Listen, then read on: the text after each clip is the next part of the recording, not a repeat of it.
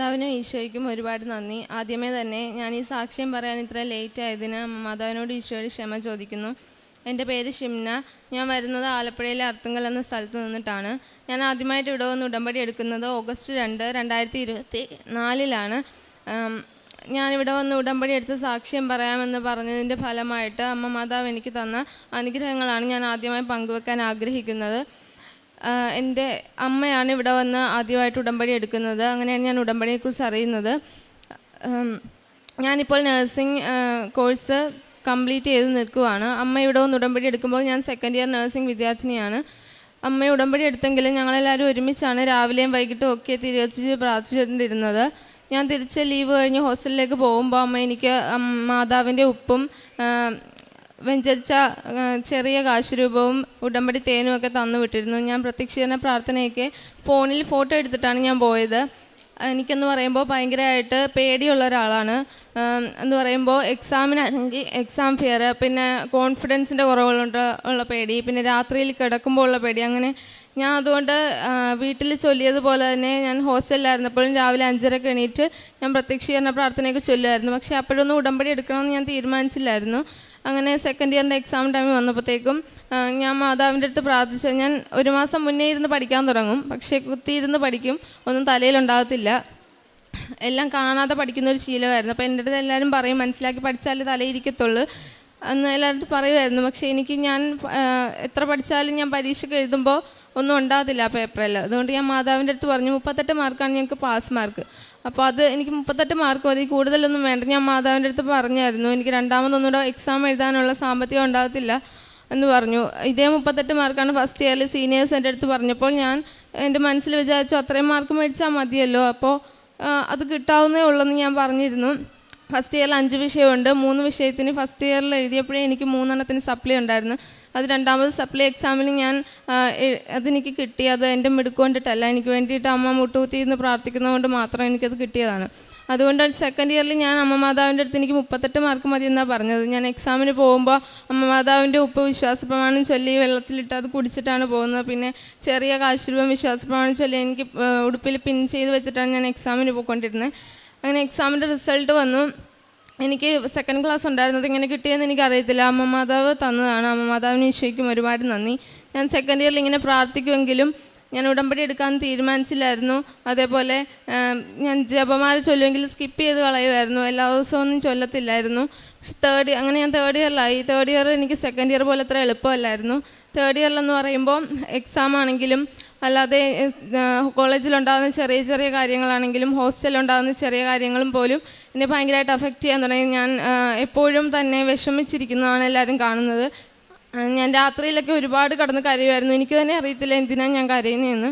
ആരും കാണാതിരിക്കാൻ ഞാൻ ഹോസ്റ്റലിലെ ബാത്റൂമിലൊക്കെ പോയി ഞാൻ ഒത്തിരി കരഞ്ഞിട്ടുണ്ട്.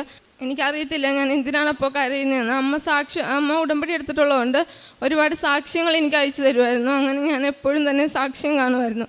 അപ്പോൾ ഞാൻ അങ്ങനെയാണ് ഉടമ്പടി എടുക്കാമെന്ന് ഞാൻ തീരുമാനിച്ചത്. പിന്നെ മാതാവായിട്ട് കുറച്ചുകൂടെ ക്ലോസ് ആയതുപോലെ തോന്നി. എപ്പോഴും ഞാൻ മാതാവിൻ്റെ അടുത്ത് പറയും ഞാനിവിടെ ഒന്ന് ഉടമ്പടി എടുക്കുന്ന സാക്ഷ്യം പറഞ്ഞോളാം എന്നെപ്പോഴും പറയുമായിരുന്നു. അങ്ങനെയാണ് എൻ്റെ തേർഡ് ഇയറിൻ്റെ എക്സാമിൻ്റെ വന്നപ്പോൾ പതിവ് പോലെ നേരത്തെ തൊട്ടേ ഞാനിരുന്ന് പഠിക്കാൻ തുടങ്ങി. എത്തവണ ഞാൻ പ്രാർത്ഥിച്ചപ്പോൾ മാതാവിൻ്റെ അടുത്ത് പറഞ്ഞു എനിക്ക് വേണ്ടി മാത്രമല്ല എൻ്റെ കൂടെ എക്സാം എഴുതുന്ന എല്ലാവർക്കും റിസൾട്ട് വരുമ്പോൾ സന്തോഷമുള്ളൊരു റിസൾട്ട് ആയിരിക്കണം തരുന്നതെന്ന് ഞാൻ പറഞ്ഞിരുന്നു. എന്നിട്ട് എക്സാമിൻ്റെ ഡേറ്റായി. ഞങ്ങൾക്ക് തേർഡ് ഇയറിൽ ഒരു മെൻ്റൽ ഹെൽത്ത് എന്ന് പറഞ്ഞിട്ടൊരു സബ്ജക്റ്റ് ഉണ്ട്. ഞാൻ കൂടുതൽ നേരം അതായിരുന്നു ഇന്ന് പഠിച്ചുകൊണ്ടിരുന്നത്.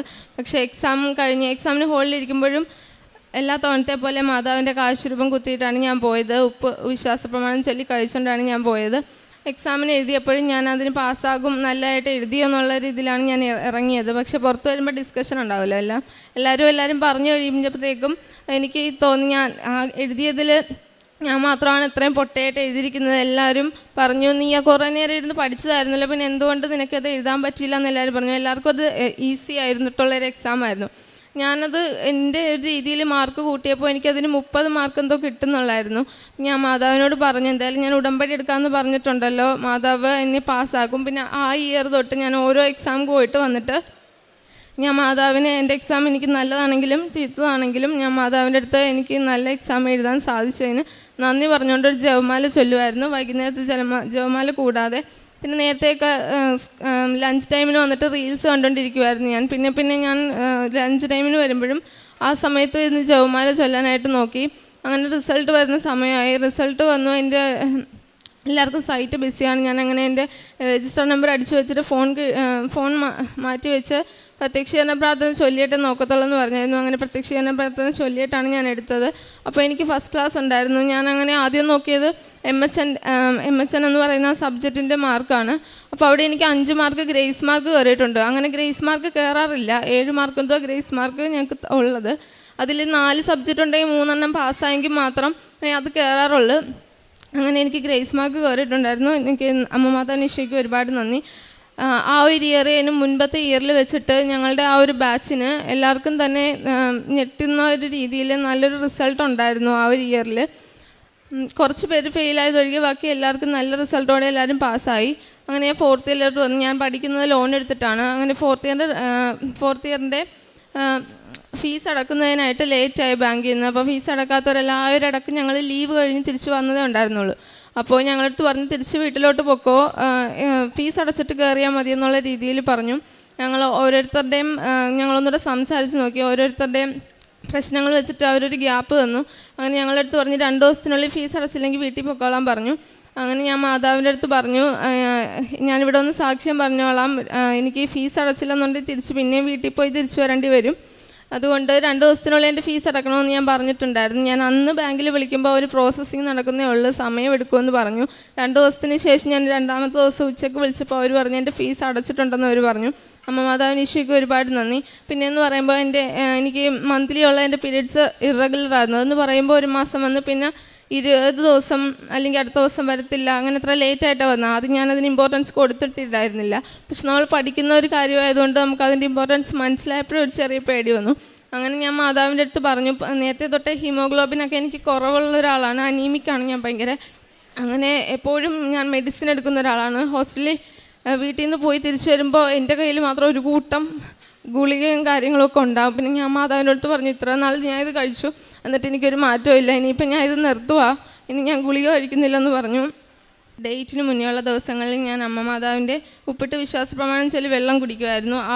ആ ഒരു മന്ത് തൊട്ട് ഇന്ന് വരെ എനിക്കത് നോർമലായിട്ടാണ്. അതായത് ആ ഒരു കറക്റ്റ് ഡേറ്റിന് അല്ലെങ്കിൽ ഒരു ദിവസം മുന്നേ അല്ലെങ്കിൽ ഒരു ദിവസം കഴിഞ്ഞ് കറക്റ്റ് നോർമലായിട്ടാണത് എനിക്ക് കിട്ടുന്നത്. അമ്മ മാതാവിനീശോയ്ക്ക് ഒരുപാട് നന്ദി. പിന്നെ എന്ന് പറയുമ്പോൾ ഞങ്ങൾക്ക് പ്രാക്ടിക്കൽ ബേസ് ഭയങ്കര കുറവാണ്. 4th ഇയറിൽ ഞങ്ങൾക്ക് ഗൈനക്കിൻ്റെ ഒരു പോസ്റ്റിംഗാണ് ഞങ്ങൾക്ക് കിട്ടിയിട്ടുണ്ടായിരുന്നത്. അത് കുറച്ച് പേരായിട്ട് ദൂര സ്ഥലങ്ങളിലാണ് കേട്ടോ. ഞാൻ പഠിച്ചത് ബാംഗ്ലൂരാണ്. അപ്പോൾ അവിടെ ഞങ്ങൾക്ക് കിട്ടിയത് ഒരു ഗവൺമെൻറ്റിൻ്റെ കീഴിലുള്ള അങ്ങനെ ഒരു ഗൈനക്കിൻ്റെ സെൻറ്ററിലാണ് എനിക്ക് പോസ്റ്റിംഗ് കിട്ടിയത്. ഞങ്ങൾക്കെന്ന് പറയുമ്പോൾ അവിടെ ഒരു ഹെഡ് നേഴ്സാണുള്ളത്. ഒരു ഡോക്ടറോ ഉള്ള ദിവസങ്ങളിൽ മാത്രമേ അവർ ഡെലിവറി അറ്റൻഡ് ചെയ്യാറുള്ളൂ. ഞങ്ങൾ പഠിക്കുന്ന കുട്ടികളായതുകൊണ്ട് ഞങ്ങൾക്ക് ഡെലിവറി കാണുക എന്നുള്ള അത്യാവശ്യമാണ്. അങ്ങനെ ഞങ്ങൾക്ക് 4ാമത്തെ 3ാമത്തെ ദിവസമായി. അപ്പോൾ അവിടെ ആകെ ഒരു ഹെഡ് നേഴ്സും അവരെ അസിസ്റ്റ് ചെയ്യാൻ 2 ചേച്ചിമാരുമാണ് ഉള്ളത്. ഇവിടെ കാണുന്ന കൂട്ട് സ്റ്റെറൈൽ അങ്ങനെ കാര്യങ്ങളൊന്നുമില്ല. ലേബർ റൂം എന്ന് പറയുമ്പോൾ എല്ലാവരും കയറി ഇറങ്ങുന്ന ഇതാണ് ഞാനവിടെ കണ്ടത്. അപ്പോൾ അവിടെ ഒരു 4ാമത്തെ ദിവസമായപ്പോൾ ഒരു പേഷ്യൻറ്റ് വന്നു. അവരുടെ ലാംഗ്വേജ് ഹിന്ദിയാണ്. പുള്ളിക്കാരത്തിക്ക് പെയിൻ ഉണ്ടായിരുന്നു. പക്ഷേ ഹെഡ് നേഴ്സ് നോക്കിയിട്ട് ഡയലറ്റേഷൻ കുറവായതുകൊണ്ട് അവരവിടെ കിടത്തിയിട്ട് പോയി. ഞങ്ങളോടും അവിടെ നിൽക്കണ്ടെന്ന് പറഞ്ഞു. അവിടെ അവരൊന്നും പ്രിപ്പയർ ചെയ്തിട്ടുണ്ടായിരുന്നില്ല. ഞങ്ങൾക്ക് ഡെലിവറി കാണേണ്ട അത്യാവശ്യമായതുകൊണ്ട് ഞങ്ങൾ ഇടയ്ക്കിടയ്ക്ക് വന്നവരെ ശ്രദ്ധിക്കുമായിരുന്നു. അങ്ങനെ നോക്കിയപ്പോൾ അവർക്ക് നല്ല പെയിൻ ഉണ്ടായിരുന്നു. ഞങ്ങൾക്ക് ഫ്ലൂയിഡ് ലീക്കാവുന്ന കൂട്ട് തോന്നി. ഞങ്ങൾ ഹെഡ് നേഴ്സിനെ വിളിക്കാൻ പോയി. അപ്പോൾ വിളിച്ചപ്പോഴും അവർ പറഞ്ഞു അവർക്ക് ടൈം ആയിട്ടില്ല, ഇപ്പോഴും വരേണ്ട കാര്യമില്ല എന്നുള്ള രീതിയിൽ പറഞ്ഞു. ഞാൻ മാത്രം അവിടെ നിൽപ്പുള്ളായിരുന്നു.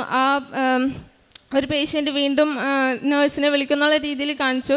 ഞാൻ അവരെ സമാധാനിപ്പിക്കാൻ വിളിക്കാമെന്നുള്ള രീതിയിൽ തിരിഞ്ഞു നോക്കുമ്പോൾ എനിക്ക് കുട്ടിയുടെ തല കാണാം.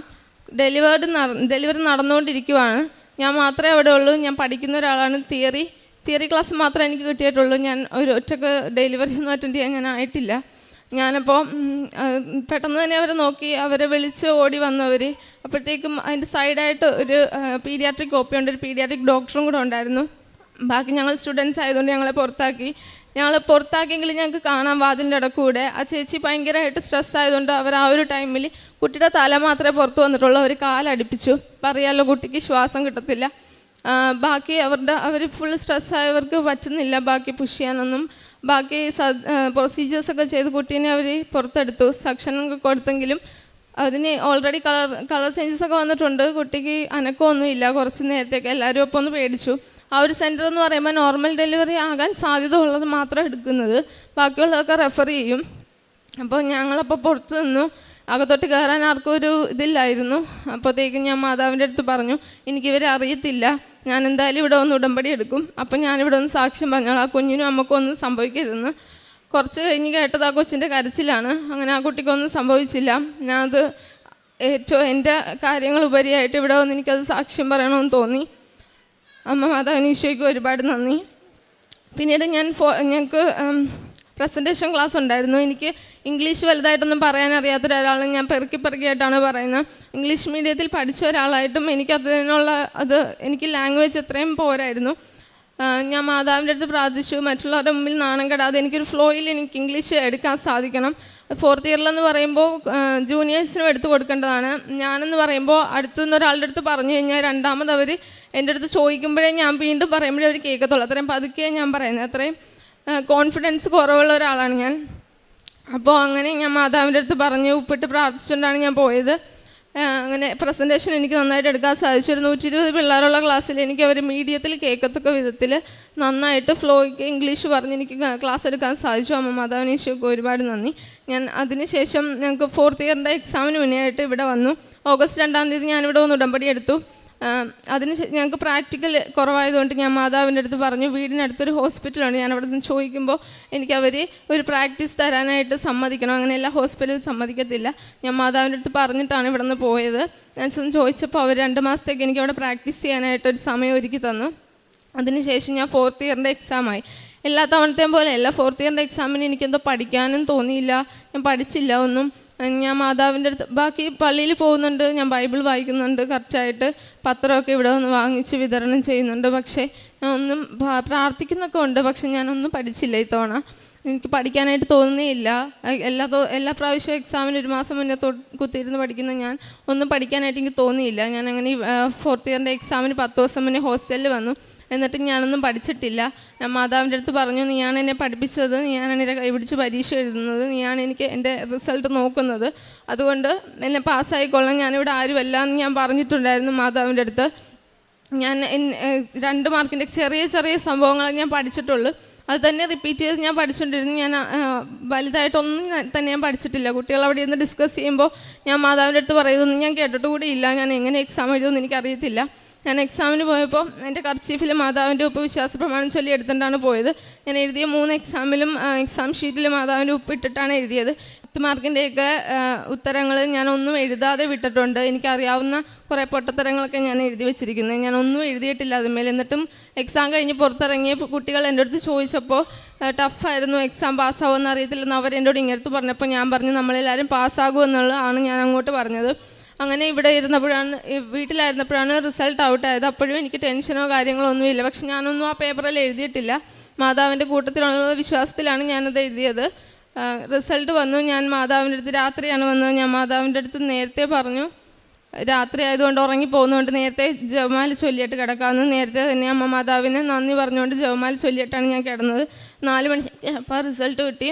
അങ്ങനെ റിസൾട്ട് രജിസ്റ്റർ നമ്പർ എടുത്ത് വെച്ച് ഞാൻ പ്രത്യക്ഷീകരണ പ്രാർത്ഥന ചൊല്ലിയിട്ടാണ് നോക്കിയത്. അപ്പോൾ എനിക്ക് ഫസ്റ്റ് ക്ലാസ് ഉണ്ടായിരുന്നു. ഞാനൊന്നും പഠിച്ചിട്ടില്ല, ഒന്നും എഴുതിയിട്ടില്ല. ഈ കഴിഞ്ഞ എല്ലാ വർഷങ്ങളിലും കൂടുതൽ മാർക്ക് എനിക്ക് സ്കോർ ചെയ്യാൻ സാധിച്ചു. അതിന് അമ്മ മാതാവിന് ഈശോയ്ക്കും ഒരുപാട് നന്ദി പറയുന്നു. ഞാൻ എൻ്റെ ആത്മീയമായിട്ടുള്ള വളർച്ച എന്ന് പറയുമ്പോൾ ഞാൻ പള്ളിയിൽ പോകുമായിരുന്നു, ചുറ്റിനും നോക്കും, എന്നിട്ട് പോരും. ഇപ്പോഴൊക്കെ എന്ന് പറയുമ്പോൾ പള്ളിയിൽ പോകുമ്പോൾ ഞാൻ കുർബാന തുടങ്ങുമ്പോൾ തൊട്ട് തീരുന്നത് വരെ ഞാൻ പള്ളിയിലാണ് എന്നുള്ള ബോധ്യത്തിൽ, ഞാൻ അതിൽ പങ്കുകൊള്ളുന്നുള്ള ബോധ്യത്തിലാണ് ഞാൻ നിൽക്കുന്നത്. നേരത്തെയൊക്കെ പത്രം കൊടുക്കാൻ എനിക്ക് മടിയായിരുന്നു. ഇപ്പം ഞാൻ പത്രം പോകുന്ന വഴിക്ക് പത്രം തീരും, ബസ് സ്റ്റാൻഡിലും ഓട്ടോ സ്റ്റാൻഡിലും ഒക്കെ എടുക്കും.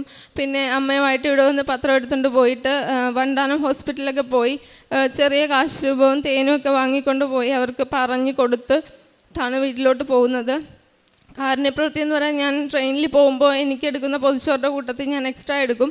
ഓരോ സ്റ്റേഷനിൽ നിർത്തുമ്പോൾ എനിക്ക് കൊടുക്കാൻ പറ്റുന്ന സ്റ്റേഷനിലൊക്കെ ആണെങ്കിൽ ഞാൻ കൊടുക്കും. പിന്നെ എൻ്റെ അടുത്ത് കൈ നീട്ടുന്നവരുടെ അടുത്ത് എനിക്ക് ഫുഡ് കഴിക്കാൻ വേണ്ടി തന്നിട്ടുള്ള പൈസ ആണെങ്കിൽ കൂടി ഞാനത് അവർക്ക് എടുത്ത് കൊടുക്കും. അമ്മ മാതാവിന് ഈശോയ്ക്കും ഇത്രയും അനുഗ്രഹങ്ങൾ തന്നതിന് ഒരുപാട് നന്ദി പറയുന്നു.